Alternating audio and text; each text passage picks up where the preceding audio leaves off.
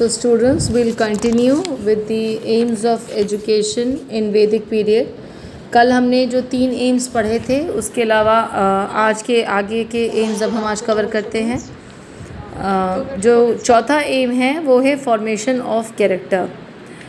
Ancient system of education in India में formation of character पर हमेशा से ही जोर रहा है और ये उसका चीफ एम रहा है उस समय की एजुकेशन सिस्टम का। जो गुरुकुल्स उस समय बने थे और जो गुरुकुल्स जहाँ पे शिष्य रहकर गुरु के साथ शिक्षा ग्रहण करते थे वो वहाँ पर इस एम को बहुत प्रॉपरली रखा जाता था शिक्षा व्यवस्था में। और जो गुरु होते थे वो बहुत जो भी जिस तरह से अपने शिष्यों के साथ पेश आते थे, व्यवहार करते थे, उसके थ्रू भी स्टूडेंट कैरेक्टर वाइज बहुत स्ट्रॉन्ग बना करते थे और वो सीखते थे, क्योंकि गुरु खुद में ही उदाहरण रहा करते थे और वो अपने व्यवहार के थ्रू ही अपने स्टूडेंट्स को सिखाते थे। नेचर के साथ रह के जब छात्र फ्री एटमॉस्फेयर में सीखते थे, गुरु के साथ शिक्षा को ग्रहण करते थे, तो वो ब्रह्मचर्य का जीवन जीते थे वो शिष्य और मेहनत करते थे। डिफ़िकल्ट सिचुएशंस भी उनके सामने आती थी जब वो भिक्षा लेने जाते थे गांव में और वहाँ से आके फिर भोजन बनाना, उसे ग्रहण करना, एक्टिविटीज़ गुरु के साथ वो वाली जो भी गुरु उनको बोल रहा है आश्रम व्यवस्था को बनाए रखने में, उन एक्टिविटीज़ में इन्वॉल्व होना, ये सारी जो एस्पेक्ट्स हुआ करते थे गुरुकुल सिस्टम के, उसके थ्रू जो ये शिष्य होते थे ये बहुत प्रॉपर तरीके से सीखते थे और ये इनका कैरेक्टर बहुत स्ट्रॉन्ग फॉर्म होता था। वो जो शिष्य होते थे वो प्लेजर, कंफर्ट और लग्जरी की लाइफ से दूर होते थे, वो चाहे जितने बड़े घर के हों, लेकिन वो ऐसी शिक्षा व्यवस्था में थे जहाँ पे वो प्लेजर, कंफर्ट और लग्जरी से दूर थे और सिंपल भोजन, सिंपल खाना, अच्छा बिहेवियर, अच्छा व्यवहार, ये सारी और हाई मॉरल वैल्यूज़, इसके साथ जब वो जीवन जीते थे अपना डेली रूटीन लाइफ, तो उनका फॉर्मेशन ऑफ जो कैरेक्टर होता था वो बहुत स्ट्रांग होता था। तो ये बहुत एक इम्पॉर्टेंट एम था उस समय के जीवन का। इसके अलावा एक और एम है, वो है inculcation of civic and social duties, जहाँ पे वैदिक पीरियड में हेल्दी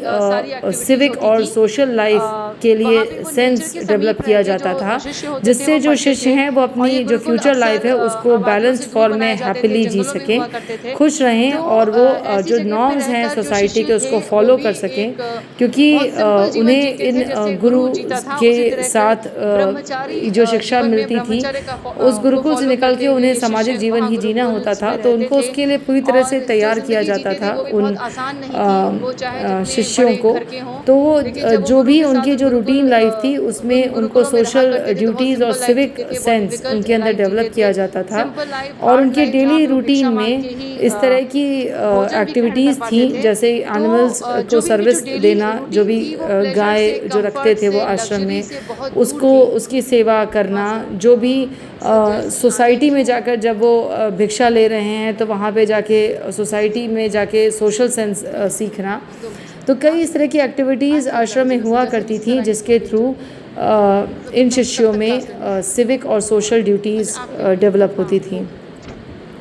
इसके अलावा एक और एम था जो आज भी बहुत इम्पॉर्टेंट है, वो है वोकेशनल एफिशिएंसी, क्योंकि एजुकेशन एक कॉम्प्रिहेंसिव और वाइड टर्म है। तो जो एम पहले भी शिक्षा का था वो और सारी इंडिविजुअल एम्स को पूरा करते हुए सोशल एम्स को भी पूरा करते थे उस एजुकेशन के थ्रू। तो जहाँ पे वो नेचर, बिहेवियर और कैरेक्टर और की बात करते हैं, इंडिविजुअल एम्स को पूरा करते हैं वैदिक कालीन युग में, वहीं पे वो वोकेशनल एफिशिएंसी भी डेवलप करने की शिष्यों में बात देखी गई है। ऐसी शिक्षा दी जाती थी जिसके थ्रू जब जो उसको सीखने के बाद जब वो शिष्य या जब वो छात्र जब वो सोसाइटी में जाएगा तो वहाँ जाके अपना जीवन यापन कर सके, वो ऐसे किसी वोकेशन को अडेप्ट कर सके जिसके थ्रू वो प्रॉपर शिक्षा जो उसकी हुई है उसके थ्रू जब वो वोकेशन को चूज़ करेगा तो वो जो स्टूडेंट होगा उसकी अच्छी ट्रेनिंग होगी और वो अपने एबिलिटीज़ और पावर के साथ जो उसकी डेवलप हुई हैं उसके साथ वो अच्छी अर्निंग कर सके और आगे अपना अच्छा जीवन यापन कर सके। पुराने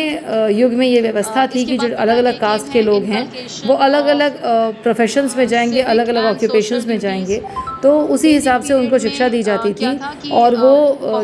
जो लोग होते थे, जो छात्र होते थे, वो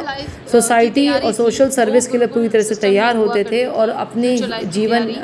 यापन के लिए भी वोकेशनल एफिशिएंसी के साथ होते थे। तो ये इसके मेन एम है वैदिक सिस्टम ऑफ एजुकेशन के, जो आज आपने देखे। इस अभी तक की क्लास में अगर आपको कोई क्वेरीज हो तो आप प्लीज़ उसको रेज़ कर सकते हैं। स्टूडेंट्स, आपके पास कोई क्वेरीज हो तो प्लीज़ उसको रेज़ करिए। Session is open for discussion.